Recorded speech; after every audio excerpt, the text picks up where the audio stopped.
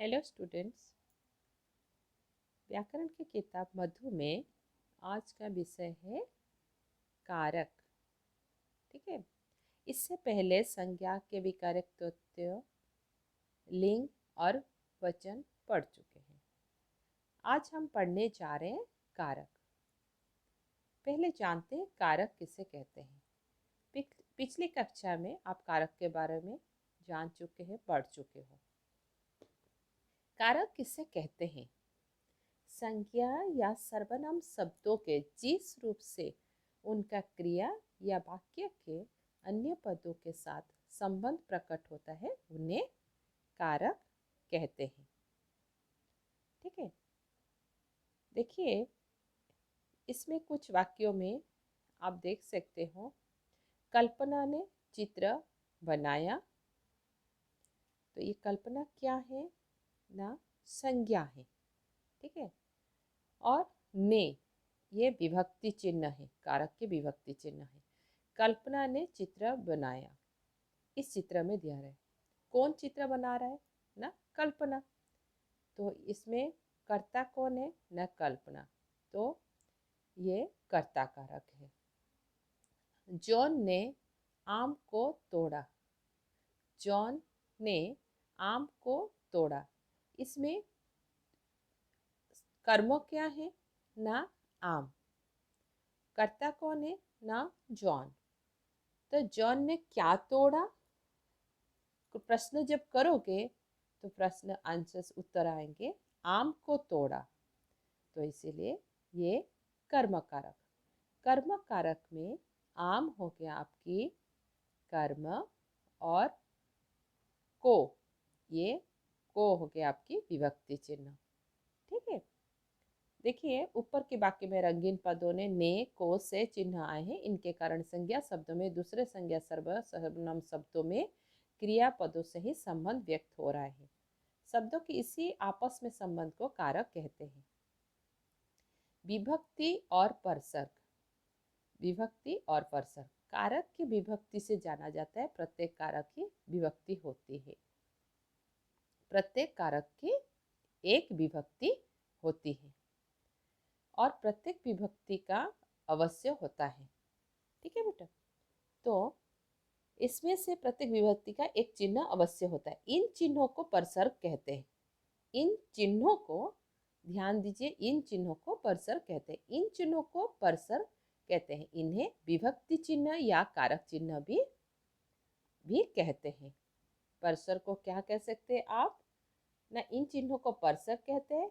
इन्हें विभक्ति चिन्ह और कारक चिन्ह भी आप कह सकते हो।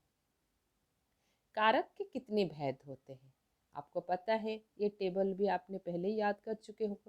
तालिका है। संज्ञा सर्वनाम क्रिया संबंध आधार पर कारक के 6 भेद माने गए हैं। जो लोग संज्ञा सर्वनाम शब्दों का आपसी संबंध में कारक को मानते हैं। ठीक है। संबंध और संबोधन भी कारक में मानते हैं। इसी तरह कारक का कुल 8 भेद होते हैं। तो आप बताइए कारक के कितने भेद हुए ना? 8 भेद होते हैं। ठीक है। कर्ता कारक, कर्म कारक, कारण कारक, करण कारक, संप्रदान कारक, अपादान कारक, संबंध कारक, अधिकरण कारक, संबोधन कारक। तो कितने कारक हुए? 8। ठीक है। इसका परसर्ग या विभक्ति चिन्ह कैसे, पहले भी आप याद कर चुके हो। कर्ता ने कर्मों को करण से के द्वारा, संप्रदान के लिए को, अपादान से, संबंध का के की रारेरी, अधिकरण में पर, संबोधन है अरे। ठीक है। इसी प्रकार कर्ता कारक, कर्म कारक, करण कारक, संप्रदान कारक, अपादान कारक, संबंध कारक, अधिकरण कारक, संबोधन कारक, ये सब पहचानने के लिए किस प्रकार हम पहचान सकते हैं ये कौन सा कारक है? तो इसके लिए कारक का पहचान करना पड़ेगा आपको। ध्यान दीजिए, कर्ता कारक जब पहचानने के लिए परसर्ग का विभक्ति चिन्ह ने होंगे। कभी कभी ने भी नहीं होता है इस वाक्य में। तो कौन किसने प्रश्न करोगे तो इसका उत्तर आएगा। यदि तो कर्ता का अंश आए, क्रिया कराने वाले हैं तो ये कर्ता कारक। तो कर्ता कारक में जो क्रिया को कराने वाले हो इसे कर्ता कारक कहते हैं। कर्म कारक में जिस पर क्रिया का फल पड़ता है, फल पड़े, हाँ, और उसका विभक्ति चिन्ह क्या है, को। तो प्रश्न करोगे क्या किसको करके प्रश्न करोगे। करण कारक में जिस साधन से क्रिया हो, जिस साधन से, हाँ, क्रिया हो, तो प्रश्न जब करोगे तो क्या करोगे, प्रश्न क्या करोगे, किससे किसके द्वारा, किससे और किसके द्वारा। संप्रदान कारक में जिसके लिए क्रिया की जाए, जिसके लिए क्रिया की जाए, बस जिसे कुछ दिया जाए। ध्यान दीजिए, संप्रदान कारक में जिसके लिए क्रिया की जाए और जिसे कुछ दिया जाए वो संप्रदान कारक है। के लिए को विभक्ति का चिन्ह है और प्रश्न करोगे किसके लिए और किसको। अपादान कारक अलग होने के अर्थ में, ध्यान दीजिए, उसमें अलग होने के अर्थ में, तो विभक्ति चिन्ह क्या है ना, से। ठीक है, तो प्रश्न करोगे कहाँ से किससे। संबंध कारक अन्य पदों से संबंध, का के की रा रे री चिन्ह कारक के चिन्ह है। तो प्रश्न करोगे किसका किसके किसकी करके प्रश्न करोगे। अधिकारण कारक क्रिया के आधार या आश्रय, क्रिया के आधार या आश्रय, ध्यान दीजिए। ठीक है, तो इसमें में पर होता है, किसमें किस पर कहाँ पर, इस प्रकार आप कब ये प्रश्न कर सकते हो। संबोधन कारक सबसे सरल है और अरे और ओ, जिसे किसी को पुकारते हैं, जिसे किसी को पुकारा जाए, तो ये हो गया आपकी संबोधन कारक। ध्यान दीजिए। और कैसे पहचानोगे संबोधन कारक में, बोल सकते हो बच्चे ना। इसमें आप संबोधन कारक में आप देखोगे विस्मय अधिक चिन्ह का प्रयोग होता है, विस्मय अधिक चिन्हों का प्रयोग होता है और हे अरे ओ लगा होता है। ठीक है, कर्ता कारक किसे कहते हैं, क्रिया के कराने वाले को कर्ता कहते हैं। वाक्य में संज्ञा या सर्वनाम शब्दों के जिस रूप से क्रिया को करने वाले को पता चलता है उसे कर्ता कारक कहते हैं। इसका परसर्ग ने है, इसका परसर्ग क्या है ना, ने है। जैसे विवेक ने पत्र लिखा, तो किसने पत्र लिखा, विवेक ने, तो ने उसमें परसर्ग है। लड़का गाना गा रहा है, कौन गाना गा रहा है ना, लड़का। तो इसी प्रकार प्रश्न करोगे, जो उत्तर आएंगे वो आपको कारक का पता चलेगा। ध्यान दीजिए, कर्ता कारक में प्रयोग में परसर्ग सहित परसर्ग रहित दोनों में होता है। परसर्ग सहित और परसर्ग रहित, देखिए ये दोनों वाक्य में इसमें परसर्ग है, इसमें परसर्ग नहीं है। ठीक है, कर्म कारक संज्ञा या सर्वनाम के जिस रूप पर क्रिया का सबसे अधिक प्रभाव पड़ता है उसे कर्म कारक कहते हैं। इसका परसर्ग को है, इसका परसर्ग क्या है ना, को है। ठीक है, कर्म कारक की पहचान क्रिया के साथ क्या किसको लगाकर प्रश्न करने पर जो उत्तर प्राप्त होता है वो कर्म कारक कहते हैं। माँ क्या गा रही है ना, माँ गीत गा रही है। प्रश्न करोगे क्या गा रही है, तो उत्तर आए नानी ने कनक को क्या सुनाई, तो क्या जगह में आपका कर्म क्या है ना, कहानी। तो ये आपकी कर्म कारक। कर्म के दो प्रकार के होते हैं, मुख्य कर्म और गौण कर्म। जहाँ दोनों कर्म प्रमुख होते हैं वहाँ अप्राणीवाचक कर्म मुख्य होता है। ध्यान दीजिए ये बात, जहाँ दोनों कर्म प्रमुख होता है या प्रयुक्त होते हैं वहाँ अप्राणीवाचक कर्म मुख्य होता है और प्राणीवाचक गौण कर्म होते हैं। जैसे देखिए, आपकी बुक को देखिए, नानी ने कनक को क्या सुनाई, नानी ने कनक को क्या सुनाई। तो इसमें दोनों कर्मों का भी प्रयोग क्या है, हाँ, कनक और नानी। तो यहाँ पर देखिए, जहाँ दोनों कहानी सुनाई, इस वाक्य में प्राणीवाचक हो गया कनक और गौण कर्म हो गया और प्राणीवाचक हो गया कहानी। तो प्राणीवाचक कनक मतलब किसी का नाम है और अप्राणीवाचक हो गया कहानी। तो कहानी हो गया आपकी मुख्य कर्म है, मुख्य कर्म। ठीक है, ध्यान दीजिए। को परसर का प्रयोग प्राणीवाचक कर्म के साथ होता है। को परसर का प्रयोग प्राणीवाचक के कर्म के साथ होता है। करण कारक, कर्ता जिस साधन की सहायता से कार्य पूर्ण करता है उसे करण कारक कहते हैं। इसके परसर्ग से और के द्वारा, से और के द्वारा है। प्रियंका ने फूल से सुंदर रंगोली बनाई। प्रियंका ने फूल से अभी देखिए परसर्ग है। ठीक है, सुंदर रंगोली बनाई। माँ ने चाकू से सेब काटा, चाकू से। तो यहाँ पर आपको बताया गया से और के द्वारा। तो करण कर की पहचान क्रिया के साथ किससे किसके द्वारा लगाकर प्रश्न करने से होता है। किससे द्वारा सेब काटी? माँ ने चाकू से सेब काटा। किसके द्वारा काटा? ना चाकू के द्वारा, तो चाकू द्वारा या चाकू से। ठीक है, इसी प्रकार रंगोली बनाई। प्रियंका ने फूलों से सुंदर रंगोली बनाई। प्रश्न करोगे किससे रंगोली बनाई? ना फूलों से। ठीक है, संप्रदान कारक, जब किसी को कोई वस्तु सदैव के लिए दी जाती है या जिसको वस्तु दी जाती है उसे संप्रदान कारक कहते हैं। संप्रदान कारक में क्या होता है बेटा? ना परसर के लिए को जैसे व्यवहार किए गए हैं। जैसे अंशिका गाय के लिए चारा लाई, गाय के लिए।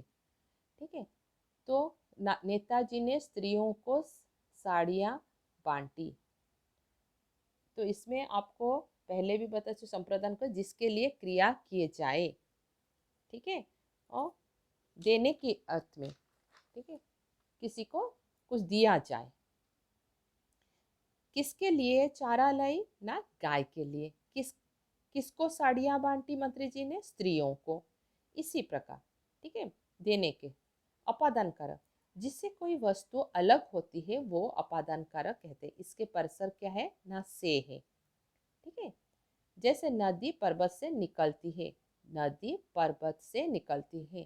तो अपादान कारक में आपको पहले भी बता चुके हूँ, अलग होने का होता है या पृथक होने का होता है, भय का भाव होता है, ये सब होते हैं। ठीक है, तो नदी से पर्वत अलग हो गए, निकल गए। बालक बंदर से डरता है, तो ये भी ध्यान दीजिए, डरने का भी भय का भाव इसमें किसमें होता है? ना अपादान कारक में।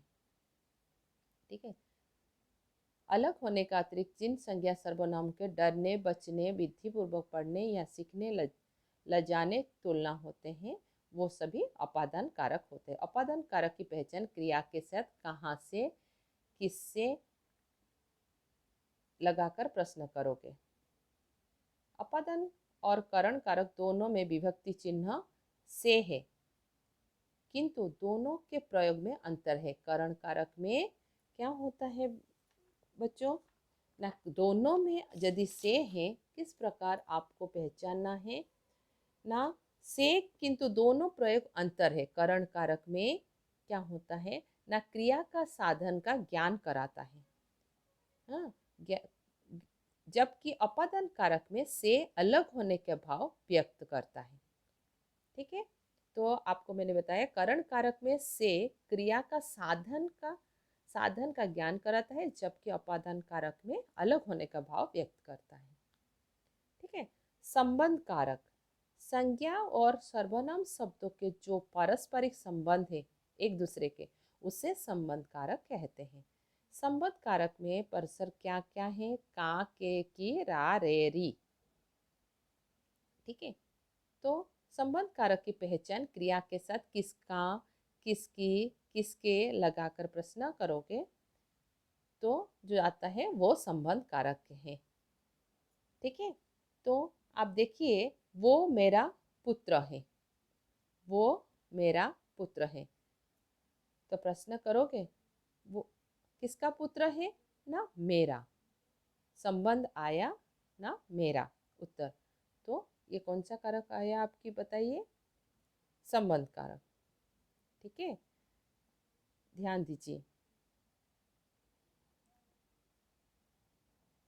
वो ललिता की नानी का गांव है। किसकी नानी है? ना ललिता की नानी है। किसके संबंध है? ललिता के साथ नानी का संबंध है।